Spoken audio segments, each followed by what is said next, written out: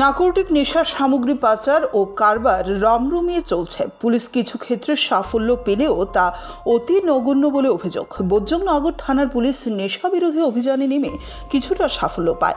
৮ লক্ষ টাকার ইয়াবা ট্যাবলেট সহ দুজনকে গ্রেফতার করে পুলিশ। সোমবার বজরংনগর থানার ওসি প্রশান্ত দে জানান, রবিবার রাত্রিতে সাতমুখিয়ায় নাকা চেকিংয়ের সময় একটি অটোতে তল্লাশি চালানো হয়। অটোতে চালক সহ ৩ জন ছিলেন। 2 যাত্রীর কাছ থেকে ৮,০০০ ইয়াবা ট্যাবলেট উদ্ধার করা হয়। তাদের একজনের বাড়ি আড়ালিয়া, আরেকজনের বাড়ি সিপাহীজলা এলাকায়। অটো চালক পালিয়ে যেতে সক্ষম হয়। পুলিশ তাদের জোর জিজ্ঞাসাবাদ চালানোর পর এদিনেই 5 দিনের রিমান্ডের আবেদন জানিয়ে আদালতে তোলে। পুলিশ ধৃতদের জিজ্ঞাসাবাদ করে এই নেশা পাচার চক্রের সঙ্গে আরও কারা জড়িত তা জানার চেষ্টা করছে। অ্যাকচুয়ালি গতকালকে রাত্রিতে আমাদের থানার অফিসার সাব ইন্সপেক্টর অর্পণ সাহা, এএসআই মানিকপুর এবং তাদের সঙ্গে আরও স্টাফ ভেহিকেল চেকিংয়ে ছিলেন। বলতে নবচৌমুনিতে ছিলেন।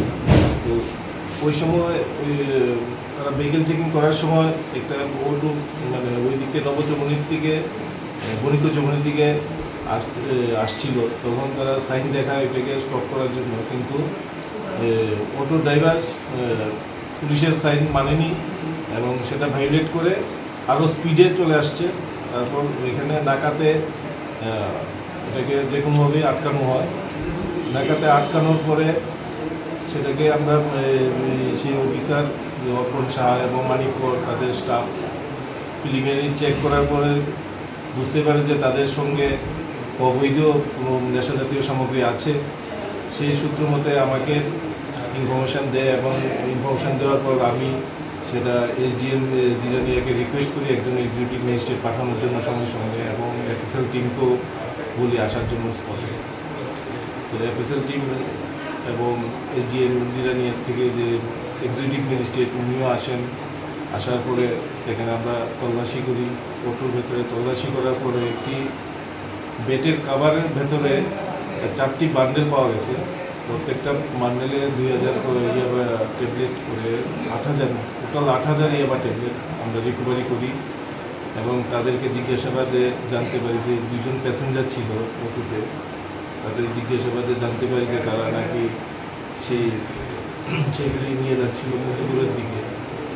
তো যে অটো ড্রাইভার ছিল সে পালিয়ে গেছে, তাকে ধরা সক্ষম হয়নি।